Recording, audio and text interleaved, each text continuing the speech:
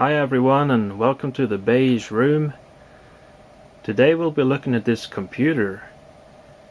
It's a generic 486 machine from around 1993 to 1994.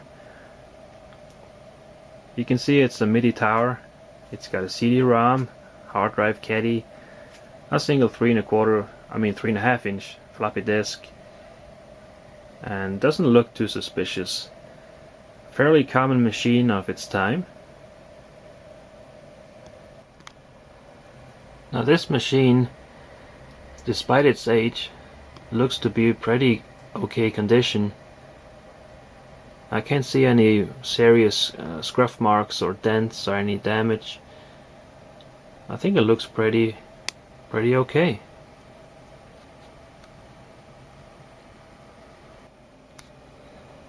Now Brick is a brand that was actually made here in Norway. You can see that the machine is put together by generic parts.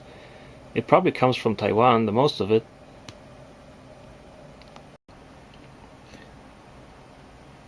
Now the Brick brand was put together and sold by a Norwegian computer retailer, and the name actually translates into the computer warehouse. We can see in the back it's a fairly regular AT mini tower. We got the original serial number here. Coming down to the expansion ports, we see the communication and printer, the networking card, the video adapter, and finally the sound card. Okay, so we can see on the front here on the case it's got a power switch, a reset button. There is no turbo button whatsoever. We have the key lock, it's opened, which is in good fortune because I don't have the key, of course. Same goes to the hard drive caddy. It's supposed to have a key for that so you can unlock it and take the drive with you. What I do, I simply just put a screwdriver in and open it up like so. It just slides out and reveals with a sticker here. The hard drive is a 420 megabyte. It came pre-installed with DOS 622, Windows 3.11, and here we have the parameters for entering into the BIOS.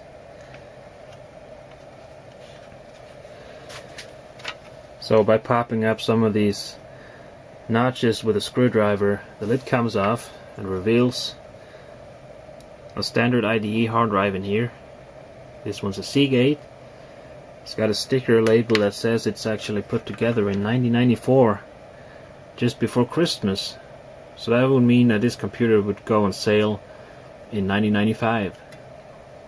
So I decided I want to open this case and take a look inside. There are no screws on the sides here like you'd normally expect. There's just this one thumb screw in the top. It's a little stiffy, but you can actually open this without tools. There it pops out.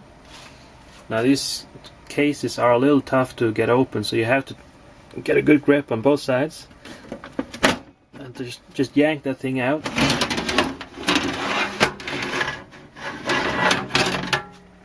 Yikes.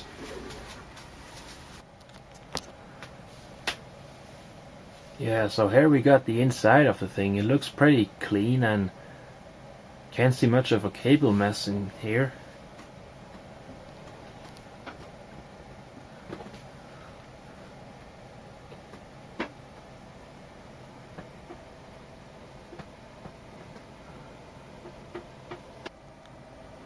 So by now we can have a look at the sound card. It's the Sound Blaster 16 CT2230.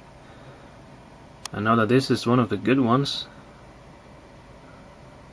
Very classic for a 486. The video card, it's a Cirrus Logic 5426. It's connected to one of the VLB slots here. VESA local bus, or very long bus if you may. It's got room for some memory expansion, it seems. Now that's the only card in the VLB slot here. The other one is not populated. The motherboard seems to be an Asus 46 SV2B. It says down here is the revision 6.2. The chipset is definitely a SIS. Let's see, it's a 461. And here we have the network adapter. Yeah, what do you know? It's an Etherlink from 3Com. What else? And finally on top here we have the controller card, which is sadly just a 16-bit ISA. And it does everything. It does the floppy, it does the hard drive and CD-ROM, which comes up here. We also see the CPU socket, the socket 3, and there's the cooler onto the CPU, so we can't really see which one it is. And one stick of RAM, in one of the 4 slots here. Also on the front we have an intake fan from Nidec. Seems to be a 60mm fan. And we also have some cache chips down here.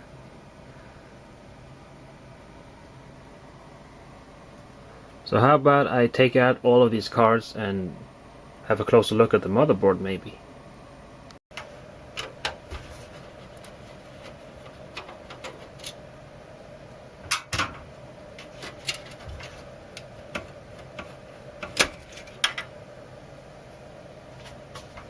Yep, looks pretty fine. Sound Blaster 16. The only thing is lacking is the advanced sound processor, but who needs that? Here we have all the good stuff. Well, except an IDE CD-ROM, these are all proprietary. So we got the OPL synthesizer here, wavetable header. I'm not gonna go in detail on this audio card. There are plenty of videos on YouTube about that.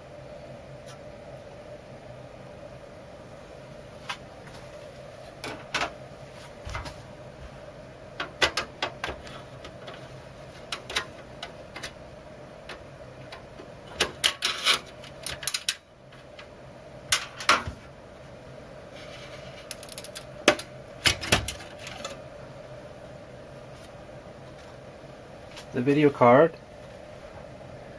we can see the sticker on the bias here. Pretty interesting. As for the video memory, we see the onboard 1 MB, and we can probably add another megabyte in these sockets.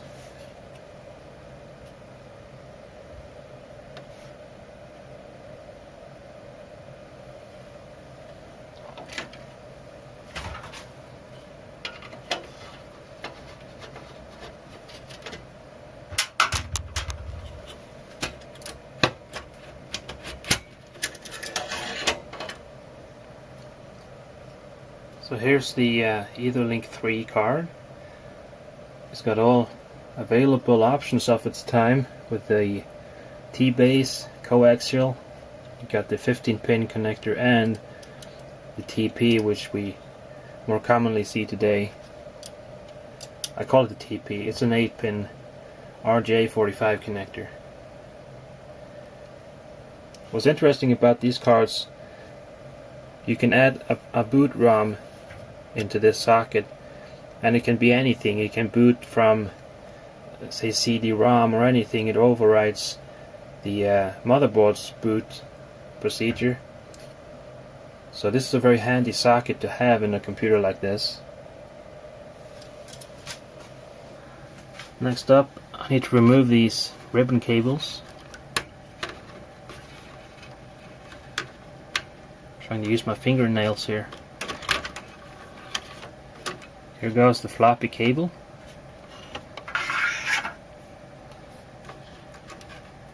And then the hard drive and CD-ROM IDE cable.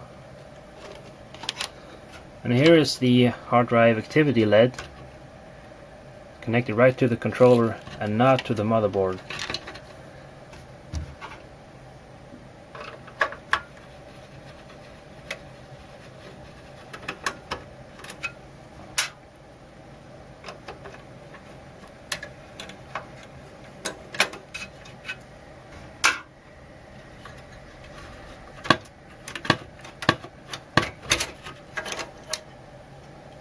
So here we have the controller, only in 16-bit mode, so it's quite slow compared to, say, a Visa local bus controller card.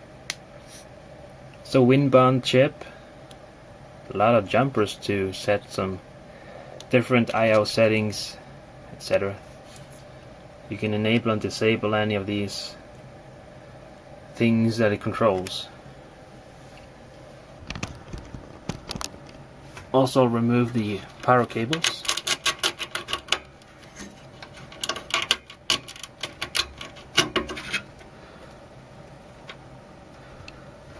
So what's cool about these cases here, you come around to the back and getting the motherboard out and the entire tray, you just pull down this lever.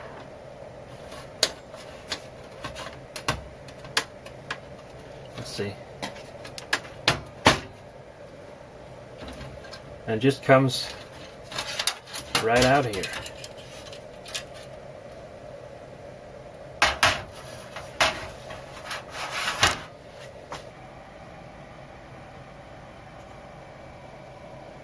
So let's have a look at the CPU first.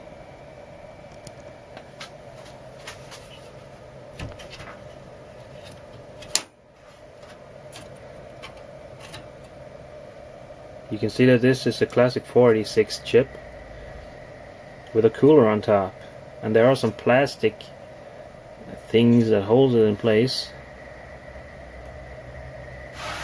Just shove the motherboard away here. Now if I want to have a look at this or replace it, I can just slide these plastic things, out to the sides. Yeah, it comes loose, but just removing two of them. And here we have the DX2. What a surprise. 9093 calls once its processor back. So the DX2 is a legendary version of the 486s. It's a clock double chip, runs at 66 MHz if the motherboard is set as 33 MHz. I'm curious to if I can pop this back in the same way I got it out. I'm just going to pinch it like so and try to slide these plastic arms back in place.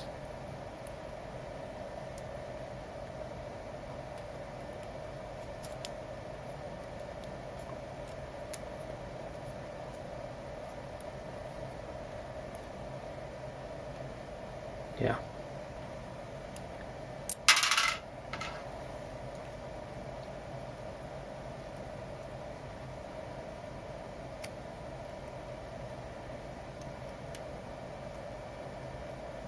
And there we have it. Simple as that. Putting it back into the socket, always align the corner, which has a pin 1, up to the corner of the socket, which is up here. We can see that the three other corners are fairly alike, but this one is special, so this this corner goes up here.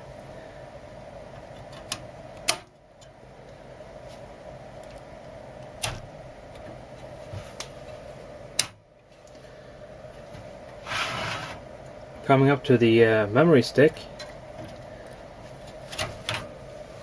Just one stick, but it looks fairly modern for this computer.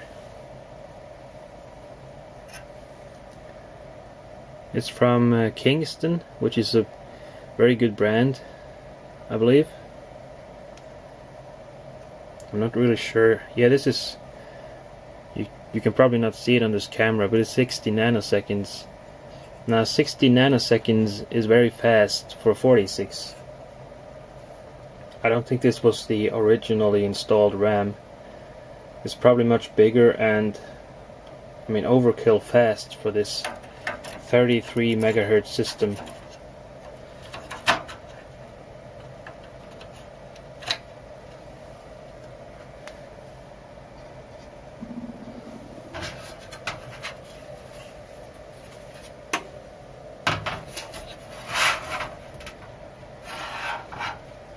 Also on the south side here we have the cache memory. Now this appears to be 15 nanosecond chips. Also too fast for 46. But of course that's no issue. Faster is better, right? But I believe that this has been upgraded at some point in time. And this must be 256 kilobytes, which is probably the maximum this motherboard supports. Down here we also have the front panel connectors. We see that the turbo switch has a jumper on it because the case does not have the switch. So this is just, well, now it's gone, but if it's installed here, the turbo remains on at all time. I will go ahead and install this back into the case.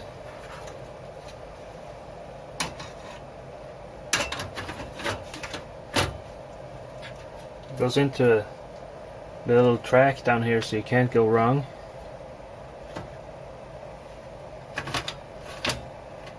That's it, really. The AT power connectors, always remember black to black and not the other way around.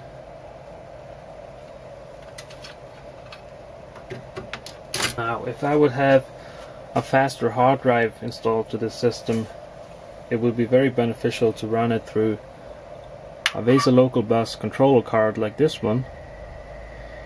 You can see here's the hard drive IDE interface, and it goes almost directly down to the VLB portion of the card, meaning we have full speed going directly to and for the CPU, or at least the memory bus of the CPU. Sadly, this exact chip or this control card does not work with the SIS motherboards, so I cannot use it, and the hard drive installed is probably too slow to see any benefit from this. So that's probably the reason why this kind of controller is not installed in the first place.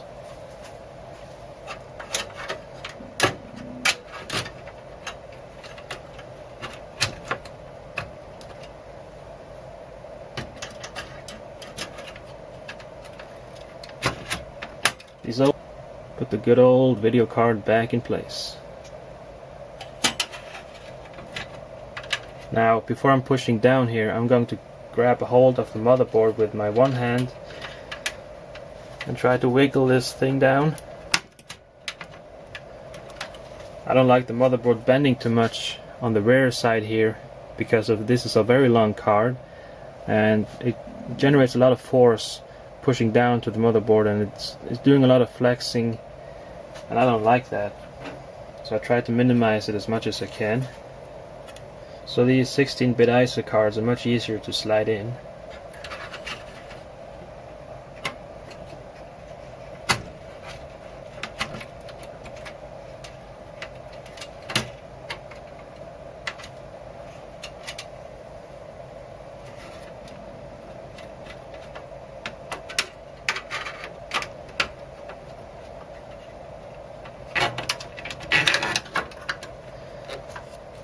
Now the thing about these cables and the controller that I'm using, there are no blocked holes here or any way to foolproof the installation here. You can actually plug this the wrong way around.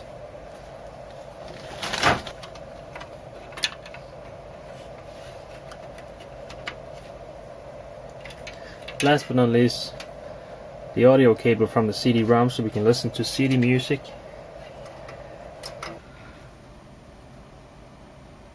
Now these brick computers from the computer warehouse was not the only kind of generic clone being labeled and sold here in Norway. We actually had a couple of other companies doing the same thing. We had, for instance, the T-Key brand.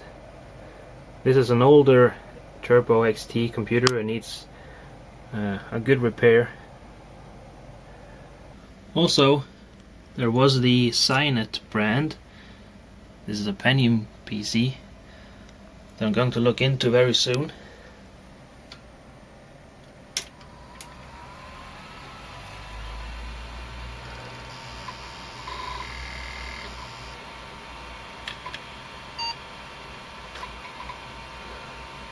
It boots right up, really.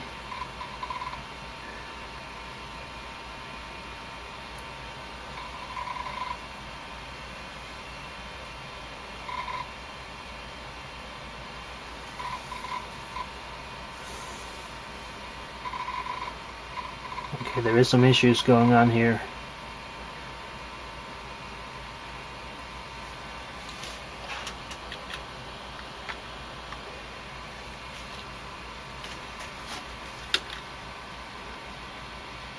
So here we have the BIOS setup. You can actually change the colors of this if it's easier to see. Maybe that's the best one. Yeah, tons of colors here. Woo! Epilepsy warning. Let's just have the white on black sheen. Yeah, just a warning here. You gotta know what you're doing. Okay, so we see that the date is set to July the 27th, 94. Maybe I should replace that button cell clock battery. We have the hard drive set to the appropriate settings, it seems. Yeah, it also says it's got 16 megabytes of RAM, so that's 16 megabytes on that one stick, which is more than enough for a 46 system.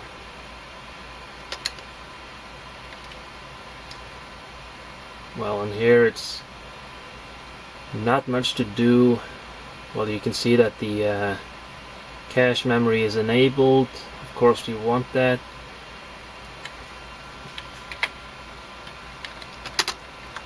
We have 0 wait states on the cache write, which is all fine because the both the RAM and the cache speeds are much faster than required.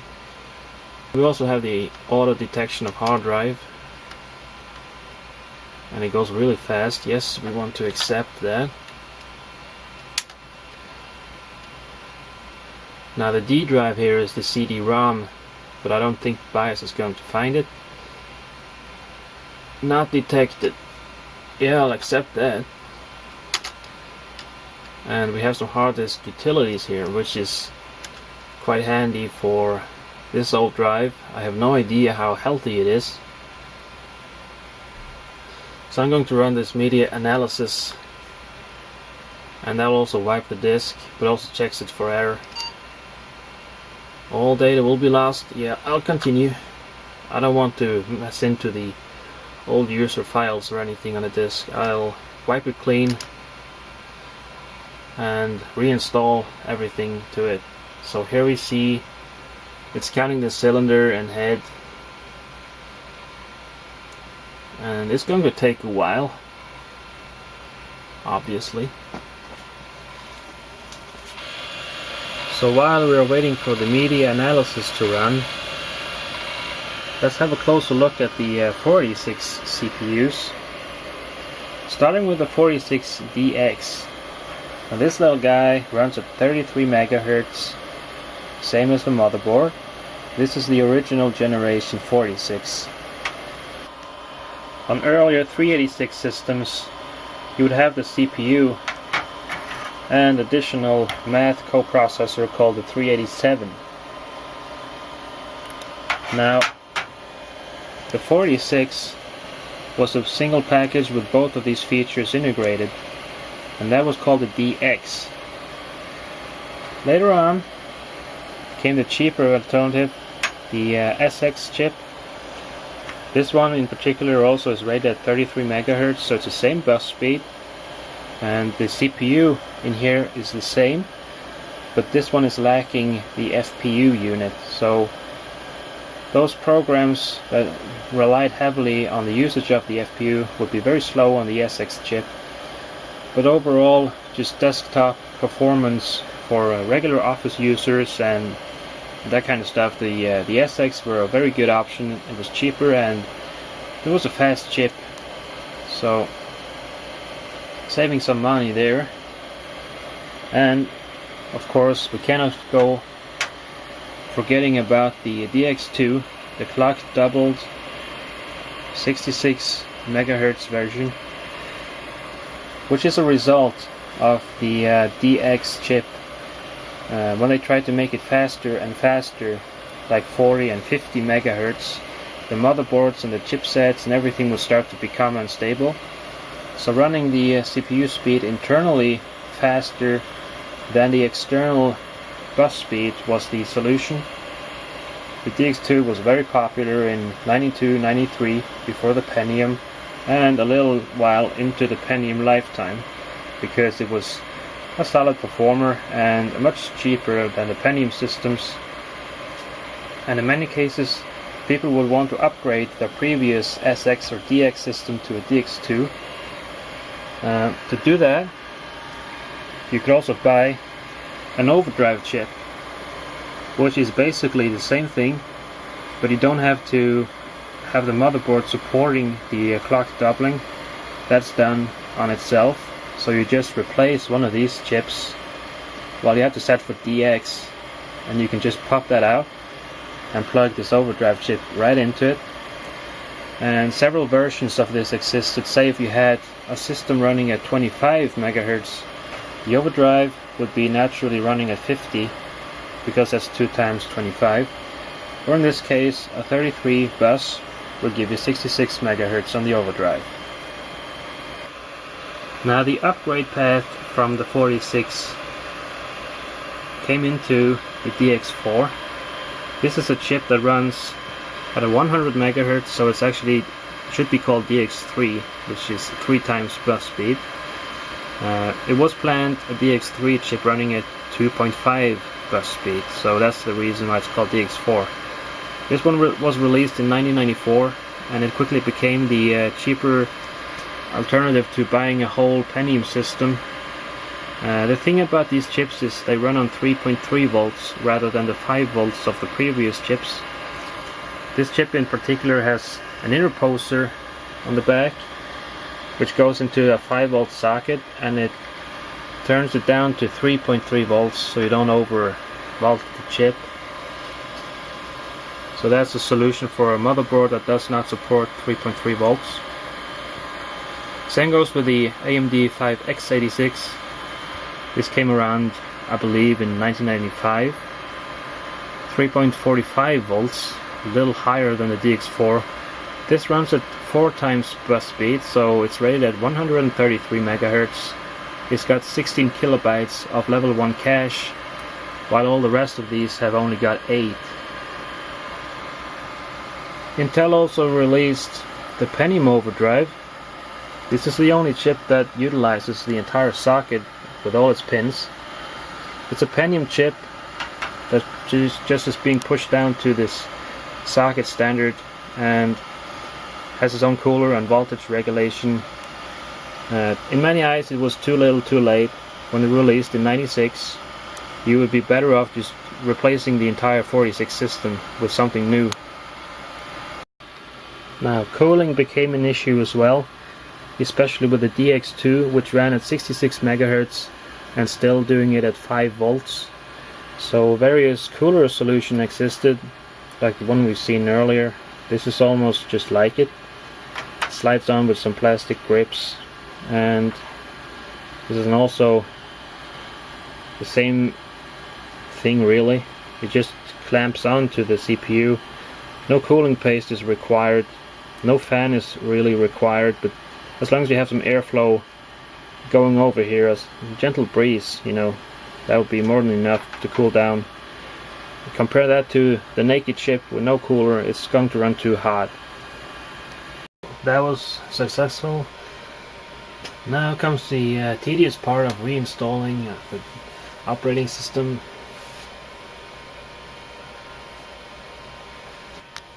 So with that all done, I'm just going to write any changes to CMOS. I don't think I've made any changes, but what the heck.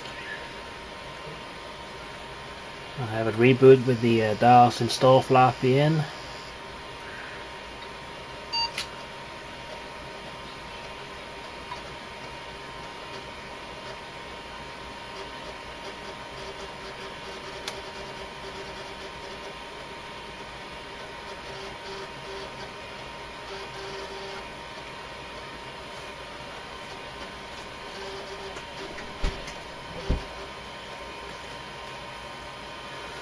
I don't want to use the entire space for the main hard drive. So say I'd have like 350 megabytes out of the 400 and leave the rest for a secondary partition.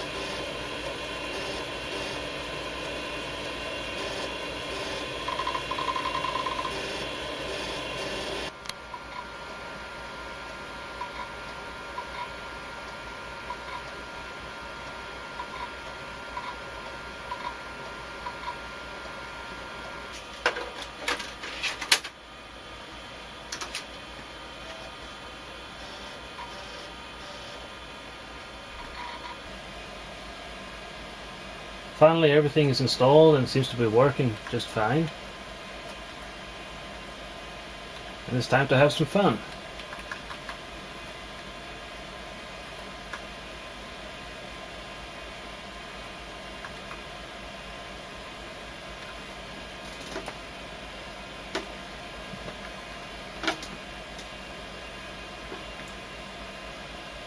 Yeah, that's all the fun I could have right now.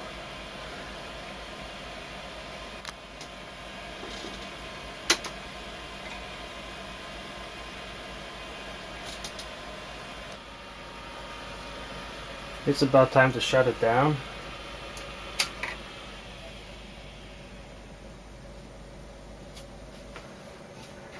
And put the lid back on again.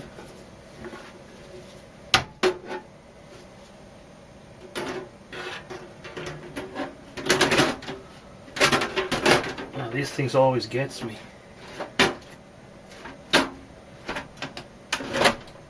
There you go.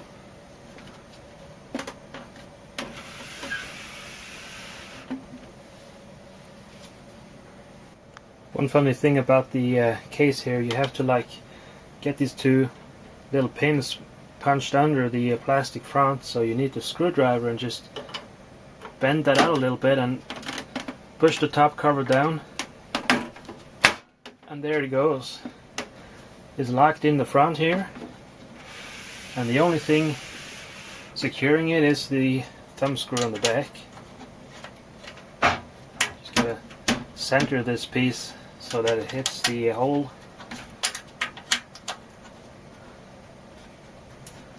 Shouldn't be too much force, just turning it in by hand.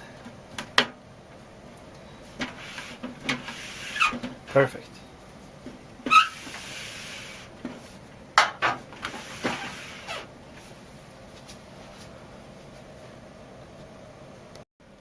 So that, ladies and gentlemen, was the Brick 486 from around 1993, built and sold here in Norway.